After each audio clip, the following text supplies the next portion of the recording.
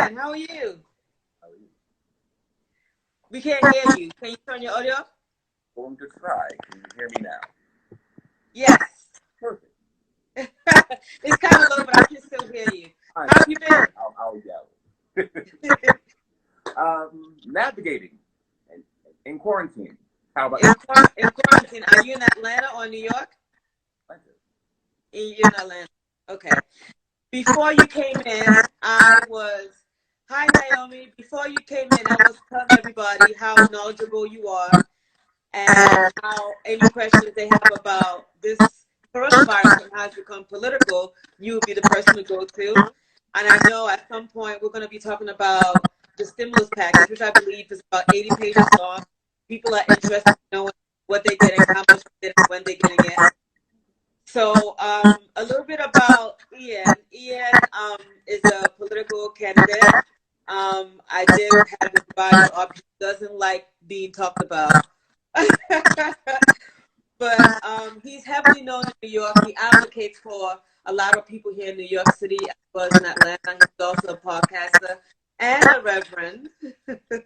He does it all. So, Ian, I'm really going to dive right into it because I don't want to keep people on here long, and Instagram will kick us out after an hour anyway. But let's talk about how, in regards to politics, how did this pandemic get really political? All right. Well, can you hear me? Yes, I'm here. All right, perfect. All right, so how did it become political? Sadly, everybody wants to be seen and or thought of. And what's one of the times where current events occupy the forefront of most of our minds? These times of catastrophes. 9/11, if you lived in New York, Hurricane Sandy, and now the global pandemic known as the coronavirus or COVID-19. So if you talk about what everybody else is talking about, but you have a platform, you are further etched into the forefront of minds as well. Politicians notice. It helps get needed legislation passed, even if it isn't done altruistically at all. So it became a talking point because people want to FaceTime. Sad but true. Right, right. So would you say that Trump declared this a national emergency came too little, too late? I mean, we knew about this since November, but it wasn't taken seriously till recently.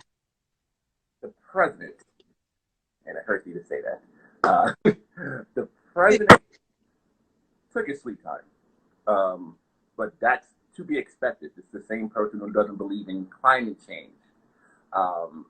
He negates issues that are glaring to many others. So it doesn't shock me that he took this lightly. There was information, was even privy to us, there's information that was given to him and other members of the government months in advance. However, because they thought this was going to blow over or not affect us as much as it has, they brushed it aside until they couldn't longer. If you look at when it first started happening, it went from, this will blow over in a week, 10 days, 14 days, and it wasn't until people started getting sick or people started dying, and actually when state governors started acting on their own outside of the federal government to shut down schools, to quarantine cities or states, that's when this administration realized, okay, this is actually serious and we have to change our tune. There have been briefings, not many briefings, but there have been some briefings where the president kind of sounded presidential, which is something we're not used to. He went on to contradict himself later, but there were moments of clarity, which is right. Not something we were used to with this administration or him. So yeah, that's my circuitous way of saying that he took way too long to take this seriously and to issue a national state of emergency. Right. And I want to dive into the stimulus package because I know that's kind of broad. So talk to us a little bit about that. A little over a week ago, $2 trillion, am I correct?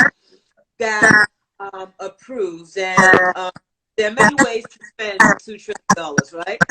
So if you can break that down to us about who's getting what and when. I will try my best because it's a very broad subject. Right. thing people want to know is, when am I going to get my money? Right. The Secretary of the Treasury, Mnuchin, actually just announced a couple of hours ago that the first checks or deposits will be issued within 2 weeks. Right. So And what check is this that we're talking about? and there's a breakdown of how much you will get either way. So if you're single, you made up to $75,000, you will receive $1,200. One-time check. However, there's vague language saying that they can revisit this and issue more payments down the line. Okay. They did say that. Now, it's not in the paper, so I'm kind of holding my breath on that. However, let's think about how quickly we went from there is no coronavirus to getting a stimulus check in the first place. Things Right. are drastic, that legislation passes really quickly, laws change really quickly, politicians mind relatively quickly. So we may get another payment if this extends further than we thought it would. So if you make up to $75,000, you get a one-time check for $1,200. If you're married and you make up to $150,000, you would get a check for $2,400. On top of that, for every child that you have or every dependent that you have, you would get a check up to $500 per child. And that's just general. If you make more than $75,000 but make less than 99, you will get slightly less. I believe the number is 600. Same thing if you're married. If you make up to 199, which isn't great math because 99 plus 99 is 198. But anyway, you also get 1,200 as opposed to 2,400. If you're the head of household, you can make up to $124,000 and still receive the full amount. Then up to 150 to receive that deduction, that $600 deduction. If someone claims you're a dependent, you don't get anything. So if you're a college kid and your parents don't claim you're a dependent, you won't get anything. What else? What about small businesses? That's a completely different package. If you're a small business and you have to lay people off, or you're under pressure to lay people off, you can apply for a small business loan. And the term loan is interesting because there are stipulations that if you follow or you abide by, you actually don't have to pay it back. It will be forgiving. The idea of giving this loan is so that small businesses retain their workforce. If you retain their workforce, that diminishes from the numbers of people applying for unemployment, and that helps keep the economy somewhat stable. And I use the term somewhat operatively because it's kind of hard to be stable when everything is shutting down. So you have to maintain close to 90% of your workforce, and these funds are going towards payroll as well as paying rent. But even that's different because there are different municipalities that are freezing or having bills on the table at the state level to freeze rent or freeze mortgages. Either freeze or forgive during this period. It depends what state you are. In New York, there's a bill on the assembly floor where they want to forgive rent and mortgage for 3 months or 90 days. If you live in Atlanta or if you live in Texas, they will freeze it if you ask. It doesn't happen automatically. You have to ask. Okay. And they will freeze it. Now, this is tangential. Let's say you live in an apartment, you have to pay rent. After 90 days, during the 90-day period, you can't get evicted because you can't pay. What they didn't say is, after that 90-day period, what happens? Do you own the balloon payments? Is there an address in eviction court? That hasn't been covered yet. So pretty much, if people that live in an apartment and they pay rent, if you can't afford to pay, just go ahead and pay. Go ahead. Don't wait. Don't wait. Exactly. Because you really don't want that balloon payment. Right.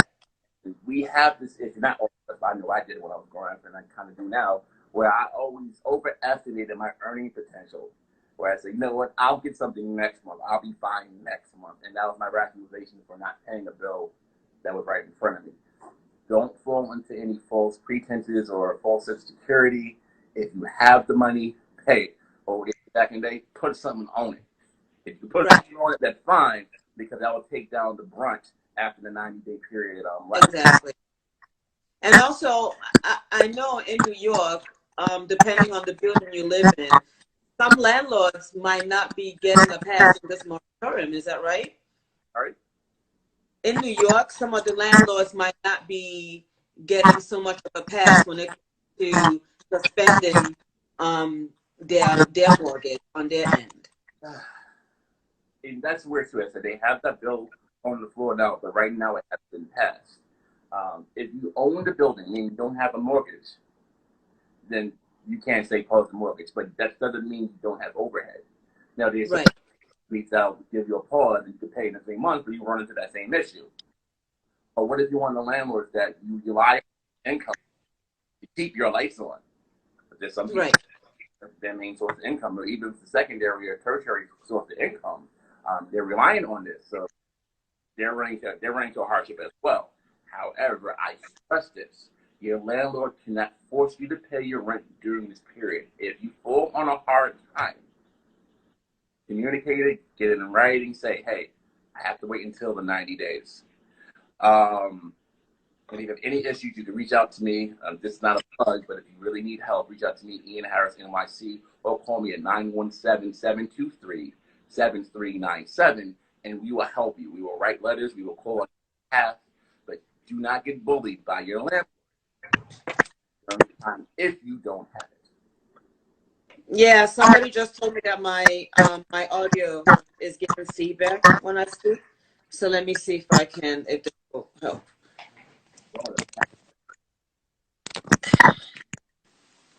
Can you hear me? I can do mine. Do you guys still hear feedback with my microphone?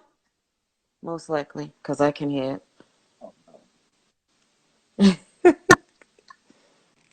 Technology. We will go through this perfectly. Say it again. We will get through this. It'll be perfectly fine. Oh, yeah. I just hope it's not giving feedback at the end of the actual segment. But so let's keep talking about the politics behind this. I want to talk a little bit about how Trump has pinned this on China, calling it the Chinese virus. Um, talk to us a little bit about that and really the implications of him doing that. All right. To provide a backdrop, this is a president who's called countries S-quote countries. He's made fun of people who have physical disabilities. He's made fun of women. He's made fun of men. Um, he doesn't have the filter nor in his right mind. But he is the president of the United States of America, so he has the platform. So what he says can be used as a weapon. So when the president of the free world, the leader of the free world, says this is a Chinese virus, some people that's going to take wings, and some people are going to run with that. This isn't a Chinese virus. This is a virus. It affects everybody. America can spread it as much as someone from Asia or someone from Latin America or someone from Canada. Doesn't matter where Right. it originated from. We don't know where it originated from. All we know is it's very contagious, very serious, and we all took it lightly in the beginning, and we're paying for it. Exactly. For the people watching, thanks again for tuning in. As long as you can hear Ian and his audio is not reverberating, that's fine. I'll talk less. He's the main person here, so I'll throw out the questions and actually keep quiet. And as long as you can hear him. And if you have any questions, please type it in the comment section so that Ian can address it. Now that we've talked about the stimulus package and a little bit more about the politics, let's not forget we're still in campaign season, and both Biden and Sanders, they've criticized Trump on the way he's handled this. And right now, they're not really going out campaigning, so they've been using their digital platforms a lot more. In your opinion, how do you think this will affect us come November 3rd? So the reason why they can't campaign is there's a shelter-in-place order in many places. It's not safe to go out Right. and have gatherings more than 5 people. This actually affected politicians or candidates in New York. There's a process called balloting or petitioning where you have to get a certain amount of signatures to get on the ballot. The shelter-in-place order actually started during of petitioning season. We can knock on doors to get signatures if we can actually pass on the virus. It caused many candidates to drop out. Actually, my candidacy is at risk because of that. Could it not get on the petition? Couldn't petition and couldn't get on the ballot. So fast forward, this affected Bernie because Bernie was actually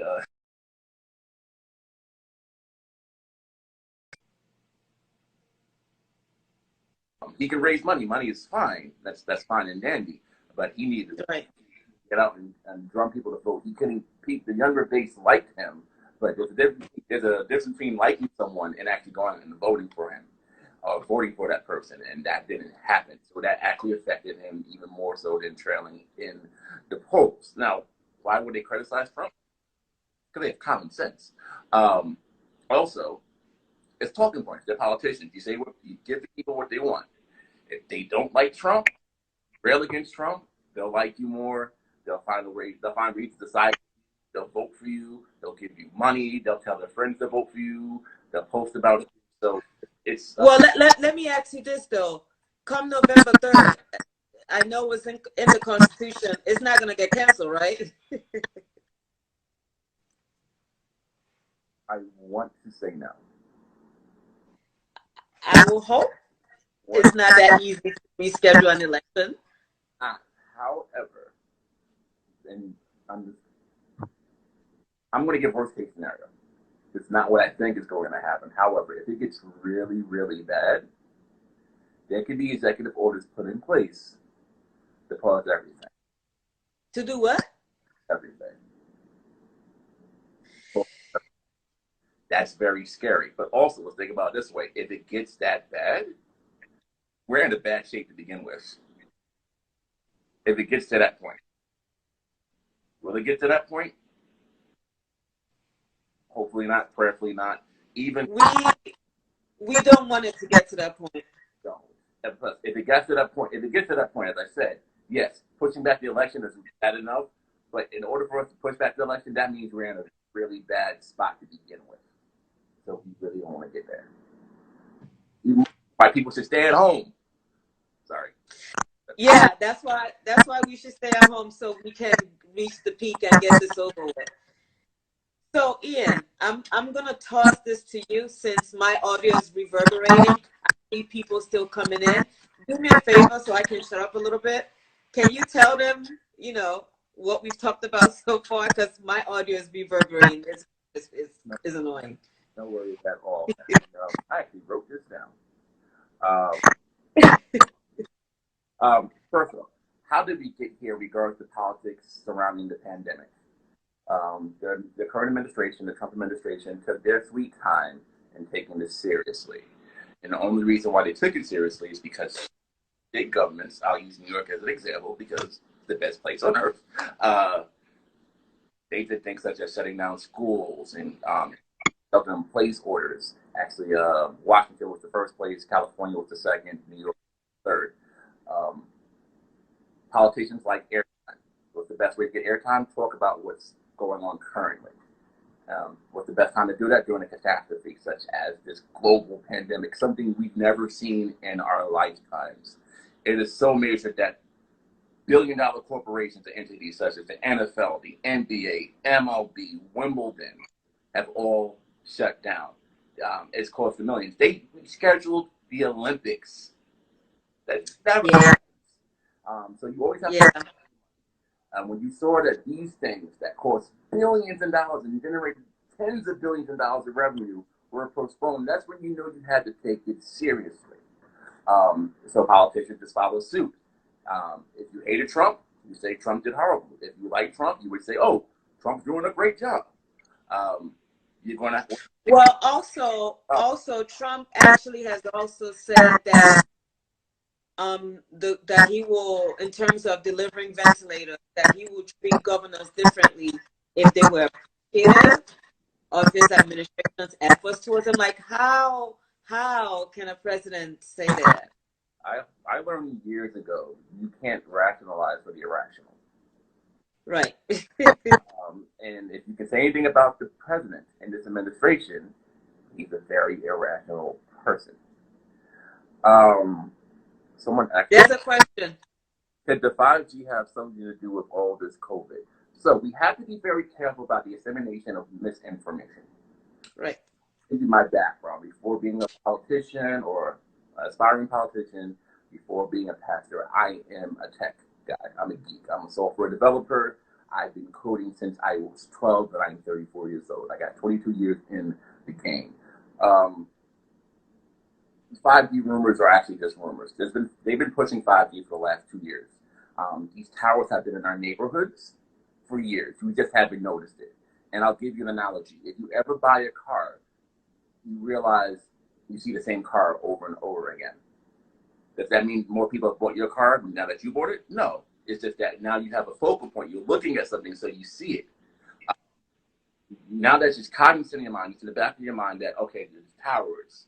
You start seeing more and more towers. These towers have been there. You have to vote, whether you're city, state, or town. You have to vote to have towers installed. These votes happen often. You walk by a site. There's a big voting for a cell phone tower.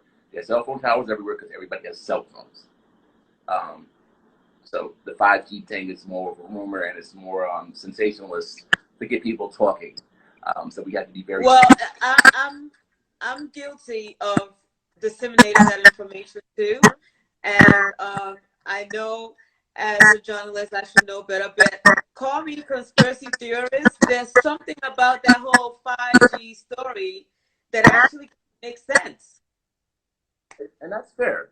That is fair. I will say that there are some machinations between political entities as well as corporate entities as well that aren't for the betterment of mankind. I will say that. And so, would I put it past people? No.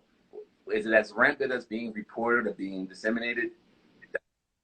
I stand on that. That is not the case. Now, if it was, now you know me. If something happened, if something bad happened, I'll be the first person railing. You gotta get this down. You gotta pull this down. How dare you? In my heart of hearts, I believe there isn't a correlation or a true correlation between the 5G towers and COVID-19 or the coronavirus. But that's just me.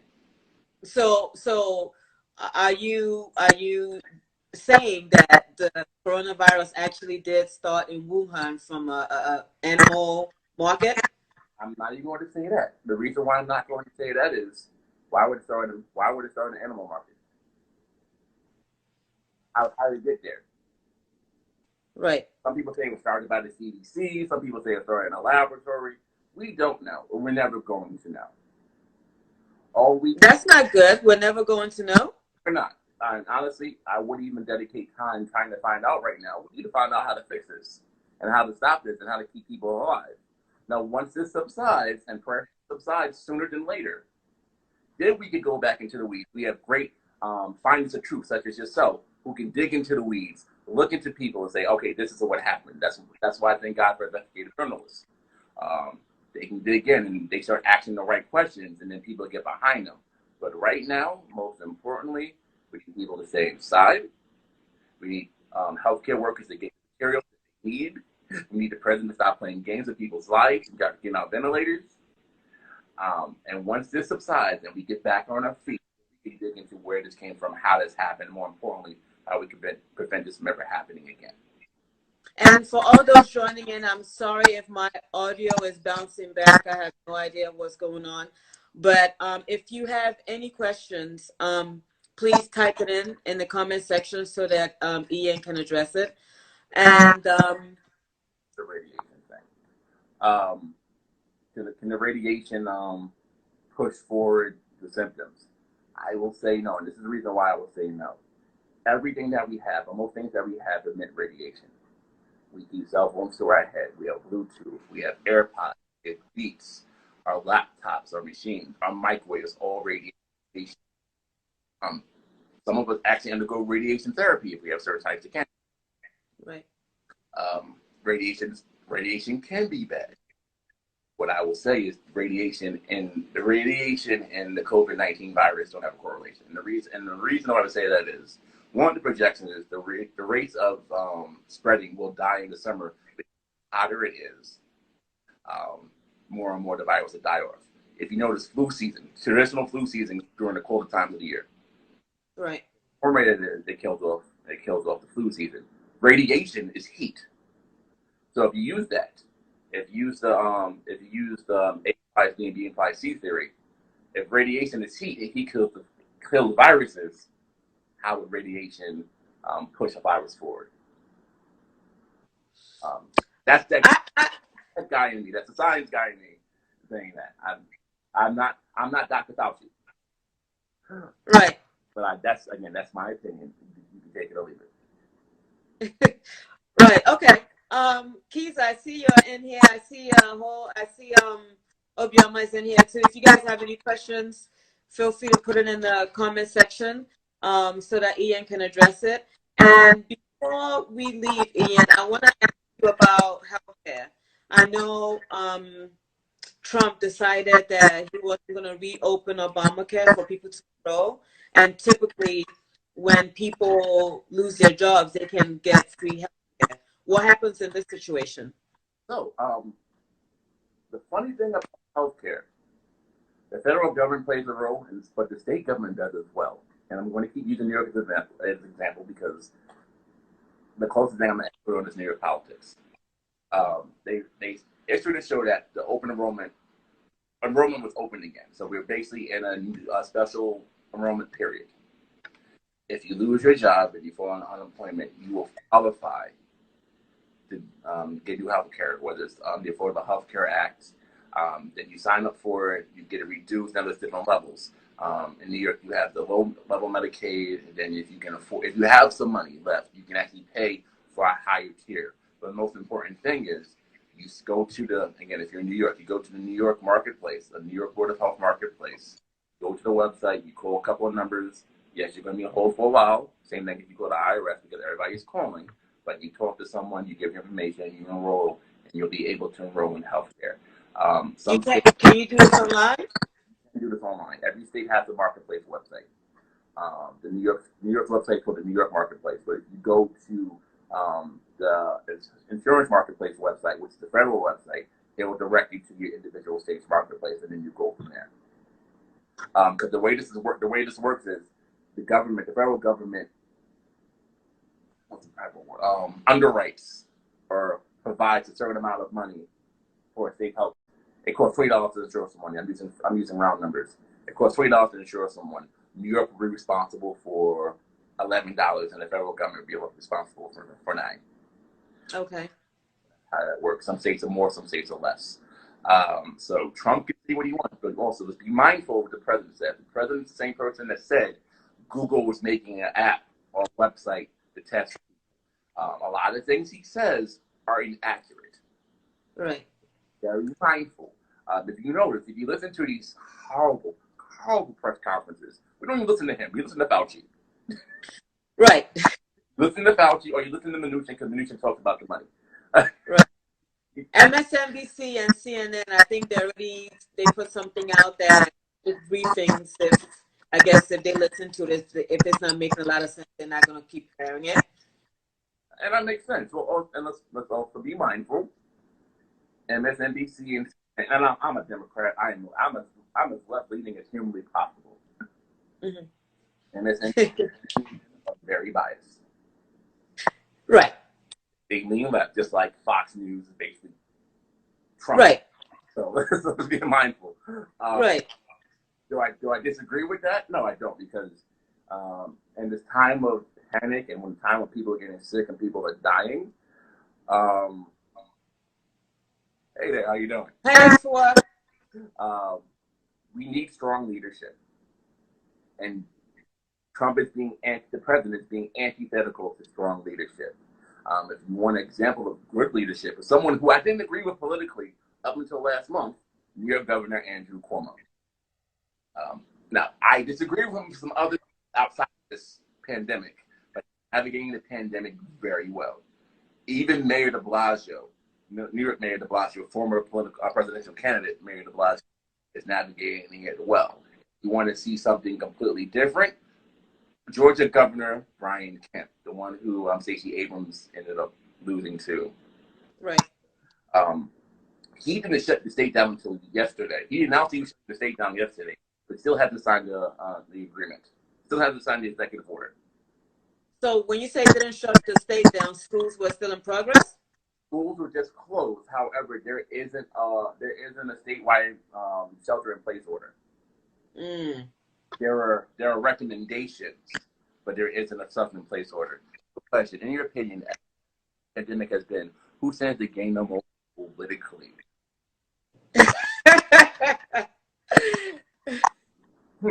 That's a great question. I'm going to. Hi, thanks for joining in. I'm going to use this as an example, and excuse the backwards hat and the cup and everything like that, but it's Corona.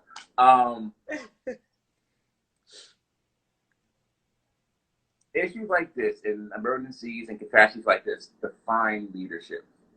9/11 helped shape Rudy Giuliani, former New York Mayor Rudy Giuliani's legacy forever. Mm-hmm. Rudy wasn't a great mayor. He was absolutely horrible. I swore up and down that he's racist.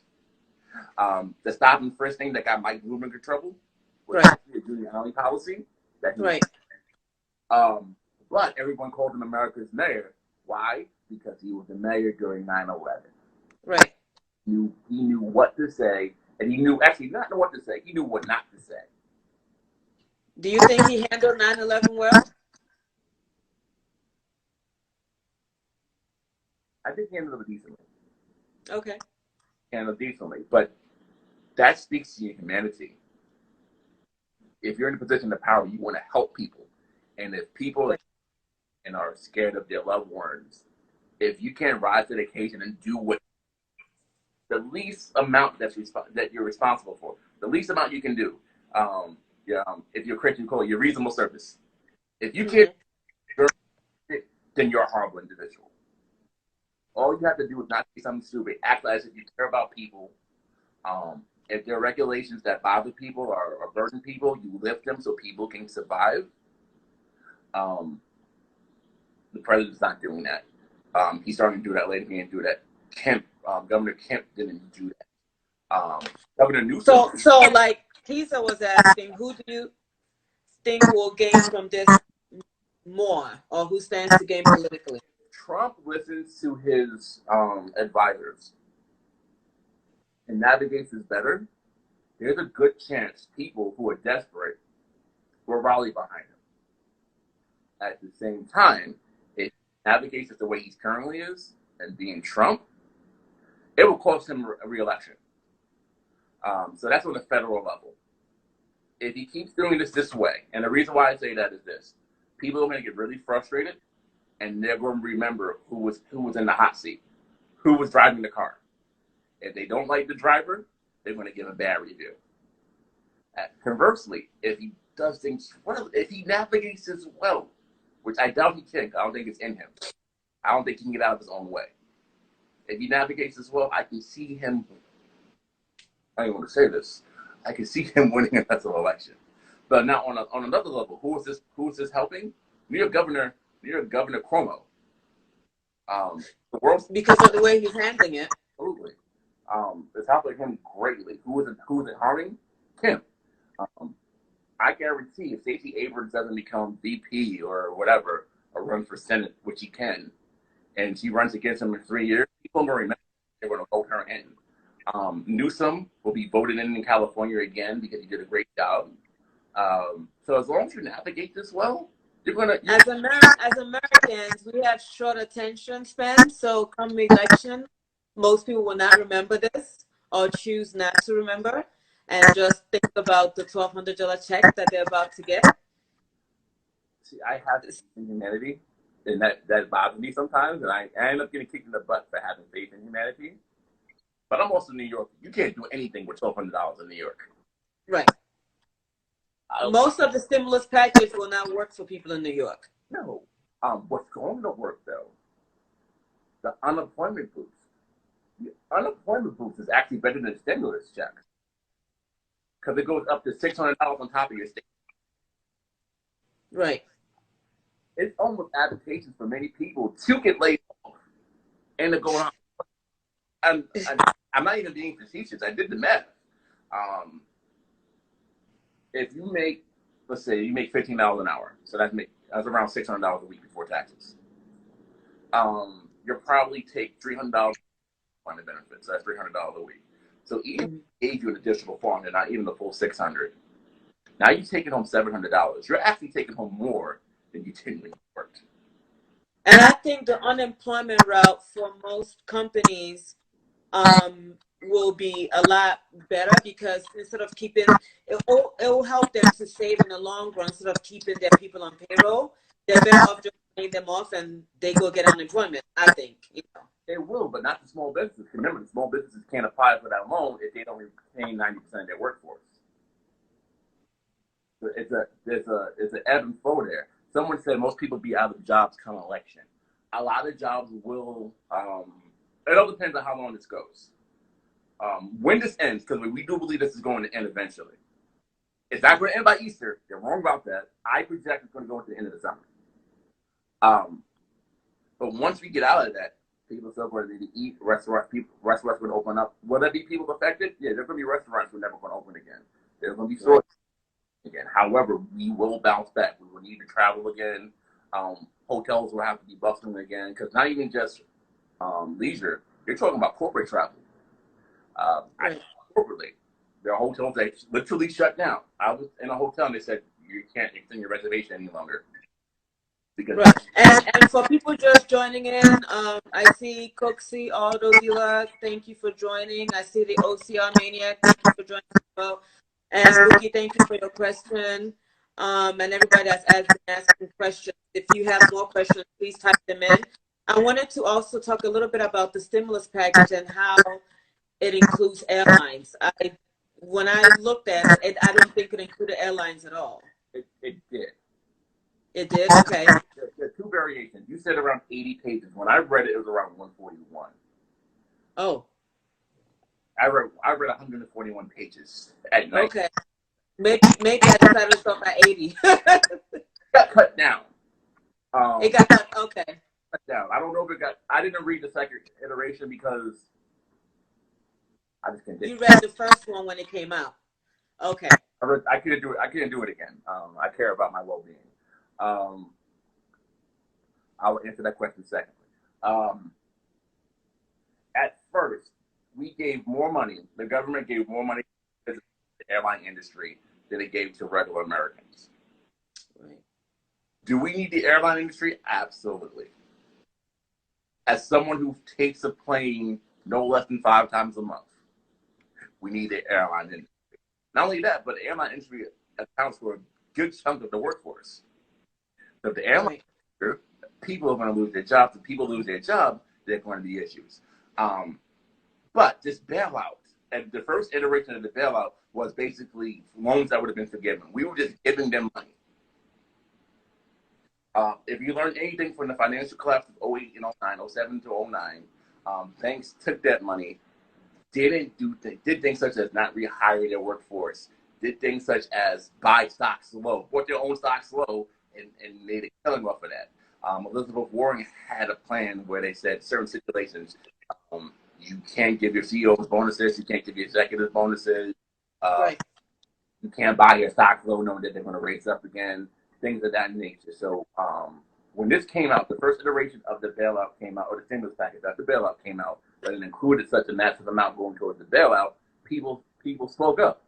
What helped us is a Democratic-controlled House, not the Senate, but a Democratic-controlled House. So they said, hey, this is not going to go. At this time, remember, this legislation got passed relatively quickly. Now, you notice, 8 months, years for legislation to pass. Right. This went really fast. It went to 0 to 60 real quick. Right. So because they had to find concessions, we are still giving a lot of money to the airline industry. That's just the airline industry, but not it. Okay, because from what I understood, it doesn't quite help the employees that much. No, it doesn't. Right. I guess that's what I was getting at. That was the concession because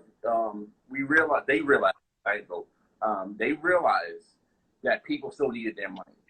$1,200 is not a lot, but people still needed their money. So in order for them to get their checks, they said you got to give the money to the airlines. Now, mind you, I'm biased. I'm a New Yorker. $1,200 doesn't mean a lot to me. But if I lived in rural Georgia, $1,200 goes a long way. Right. So let's be mindful of that. I don't want to seem elitist and saying, "Oh, $1,200 is nothing." When people are like, $1,200 is life changing. Let's be mindful of that. A majority of I represent the poorest congressional districts. Not represent, but I want to represent the poorest congressional district in the country.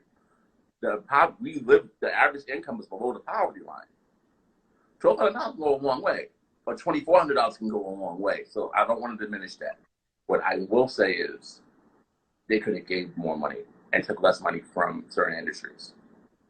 That I will say. Right, right. So let's address the question. Do you think this will affect summer programs for at-risk youth like camps and community centers? It depends on what it's extending to. Right. We already saw that, and I'm going to use New York as an example. We already saw that houses of worship were basically borrowed from assembly. Mm-hmm. Point that New York City has threatened to issue fines, levy fines, Right. 500 if you were civil. We've also seen, sadly, a lot of faith leaders in New York pass away due to complications from the coronavirus. My heart goes to many of us, and I'm saying that as the Reverend Harris. Yeah. That's still a part of my life. So a lot of programs, a lot of at-risk programs, a lot of community programs, a lot of summer camps are run by houses of worship. When I was 14, the church camp, a camp that was run by a church. If we can't assemble, we can't assemble. We can't assemble for worship. We can't assemble for camp. We can't assemble for school.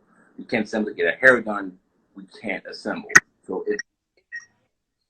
it's going to be an issue. But I will bring something else up. Part of the package was it's called the care package.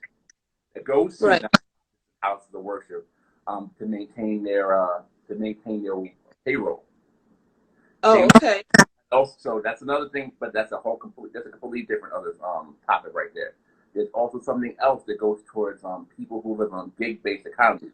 If you're a self-employed hairstylist, if you're a self-employed church musician, if you're an Uber driver, if you're a nail technician, Right.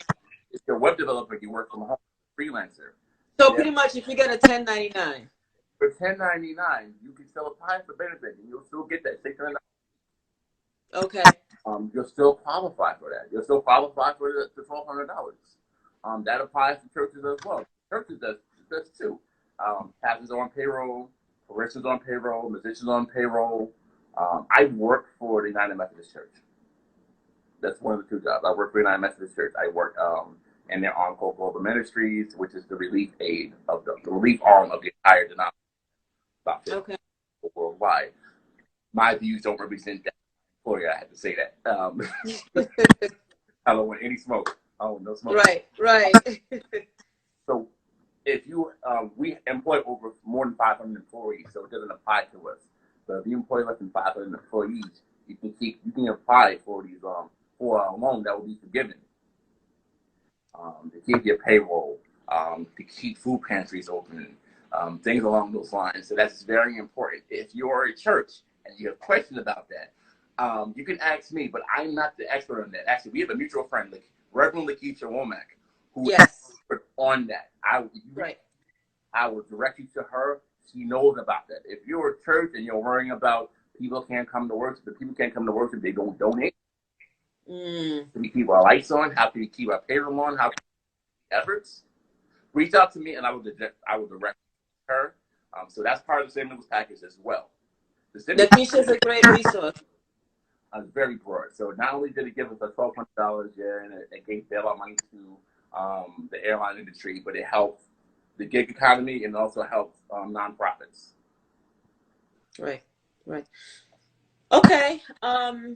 I think we've kind of covered quite a bit today. I'm looking at the time. I know Instagram will probably kick us out in about an hour, which would be at 8 o'clock instead of at 7.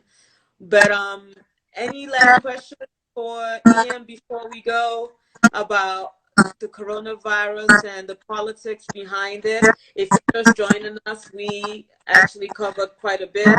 We talked about, was this being declared a pandemic, or did it come too little too late? And I'm sorry if my audio is reverbing or is bouncing back. I don't know what happened with that. And also, we talked about how Trump has pinned it on China and called it Chinese virus, and how wrong and absurd that is. Like, that shouldn't be. And if, quite honestly, this whole thing will affect voting in November on November 3rd. Hopefully it doesn't, so we can go out and vote. Make sure you're registered to vote, and if you're getting any kind of check or any kind of stimulus package, don't let that blind you to who you should be really voting for come November 3rd. I would say this, and that's all very true. There are people hurting financially. My heart goes out to those who are affected. Um, there are people who are dying because of this. Um, my heart goes out to them because we have to realize if a loved one dies, we can't hold a funeral. No, Um, no. I have a sister, not biological, but if blood couldn't make us closer, who lost her domestic partner, basically her common law husband. Mm, There were, as I said, the leaders of worship, the house of worship, the pastors who died. Churches can't mourn. no. Um, if you're sick, you can't go in the hospital. They did pass a law though. If you're pregnant and you're giving birth, because before they said the spouse can go in the room, the spouse can go in the room. They did pass a law saying that the spouse can't, because you don't want to get Okay. pregnant. They passed that law. Okay. But this affects those people. It affects those who, like Sephora. Sephora laid off everybody. So what I'm going to say is, if you have to file for unemployment, they did lift the week-long waiting period. If you get laid off today, file for unemployment tomorrow. Get your money. If you need help, if you live in New York City and your kids can't eat, every school in New York City is offering free breakfast and lunch from 7 a.m. to 1 p.m. Go get food for your kids. Your kids are. Yeah. There are independent agencies money for people if you don't have money. We're doing it. We're trying to raise $5,000 to give to 20 families. Well, not 5,000, but $5,000 divided by 20, so they can have food until the stimulus comes. Because again, the first checks don't go off, or deposits don't go off for another 2 weeks. So Right. there are entities out there. You want to reach out to me, Ian Harris NYC? Go ahead. If we have it, the Bible said, Peter actually said in the Bible, "Silver and gold have I none, but such as I give unto you." There are people who believe that, and people will say, "We won't give you $1 million, but if we can give you 100, we will." So there are things to help us get along. If you need help signing up for unemployment, reach out to us. If you need help signing up for health care, reach out to us. If you need help trying to find a school to feed your kids, reach out to us. If your job said, "Hey, we're going to fire you because you can't come to work," especially in New York. New York has the law is passed. If your kids can't go to school or daycare because of the shutdown, and you can't go to work, you're covered under unemployment. They have to pay you. Right. Company that's less than 500 employees, if it works more than that, and they don't want to pay you, you qualify for unemployment. Don't tell them that you don't. Don't let them tell you that you don't. More importantly, keep your lights on. Keep food in your stomach. Keep money in your wallet. If anyone's telling you you can't do any of the three, we will help you. The stimulus package is not a lot, but it is a great help. It's something. So just to wrap up, there's a question here by Keeza. Can you address that before we wrap up? The question is, where did all this money for the stimulus come from? Yet we've always had problems that need to be fixed, but we're not fixed. I will say this: we spend more in our defense budget than the next 15 or 20 countries in the list combined. Right. Pull back from the defense budget slightly. But at the same time, one of the most unifying factors in the world is a catastrophe. You haven't heard of wars like now. You haven't heard of a lot of wars because we worry about keeping stuff together. So we pull money back. Well, the federal government pull money back from the defense contract, the defense budget, to go towards this. So there's money there. Now, I will say this. Because this is so long, the way we govern ourselves and the way government runs, it will be changed forever after we come out of this. Right. It will be changed, and what also is going to change too. A lot of companies that said you couldn't work from home. Right. Like I had to work from home, quote unquote. If I had to work from home for 4 months, you can't tell me I can't work from home now. Right. there's going to be reverberations and ramifications that's going to extend far beyond whenever this ends. Yeah. Even house of worship, there are a lot of churches now that do online ministry. That's changed. Right. Work from home opportunities are going to expand. We're going to revisit how we do healthcare. Right. Do benefits. You have a question from Bookie. How come the most developed countries are giving more support to their citizens than the U.S.? And he actually he lives in the U.S., but he's from London, and he's telling you UK has given 80% of their salary. And like Canada's giving people what? I forget the numbers, but it's like $2,000 a month. For Canada. So the combination is twofold. We have more of a population in these smaller countries. Also, our government is controlled by a party that is corporate centric, and they're very conservative. So because of that, they're very mindful about giving out. I will say this too, though. All the stimulus packages we're giving out, our national debt is increasing. Of course. Let's be mindful of that. So when this comes out, when we come out of this, and we're going to come out of this, this is the preacher going to come out, preacher coming out of me. We're going to get through this. We are going to get through it. So when we get through this, there are going to be other issues. Our national debt is going to quadruple, quintuple. It's going to stay, but we will get through that too. There will be ramifications after this. This will. If we complain about the financial crisis of 2007 to 2009, that will look like a smear on the dashboard, on the windshield compared to this. Right. That's it. And we got through that, right? We'll get through that too. So yeah, other countries have smaller populations, so they will do that. They also are more altruistic, they're more progressive, and we don't have a progressive government. We don't. Yeah. Okay. I don't want us to get kicked off abruptly, which will happen in 6 minutes. This is a very big subject. It is, and I don't think we can finish discussing it in 1 hour. So that means we probably will need another show, Ian. I got you. You're the homie. I got you. And okay, because my audio is really bouncing back, and I know it's annoying to you guys listening to me, but I want to briefly thank you for tuning in again. Ian and I, we haven't met, but we've had 2 shows.